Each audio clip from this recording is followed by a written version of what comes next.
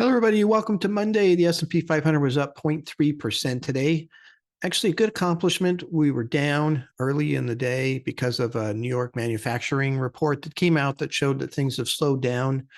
Not super surprising. I remember manufacturing are making goods. Goods were really hot during the pandemic when that's all we could buy. We couldn't do services like restaurants and traveling, and the money's now being going redirected towards services. And we're actually seeing some drops in prices in some of these goods, which is a good thing altogether. But it's being offset by the increased costs and services and the tight labor market in that service arena, especially. But then the market jumped up quite a bit, was doing quite well based on some news that there was maybe some progress happening within the debt ceiling talks. It's actually the first little bit of news I've heard so far about this that sounded positive since this started.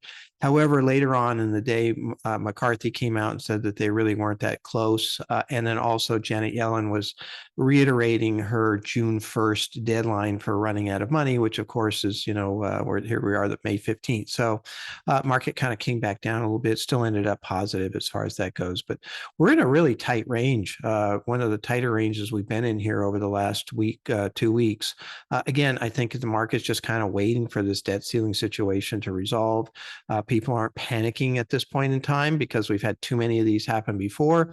They're also not looking to add a lot of money to the stock market until this is resolved. So that leads to a sideways motion as far as that goes. They are going to be meeting again tomorrow at the White House to talk about the debt ceiling.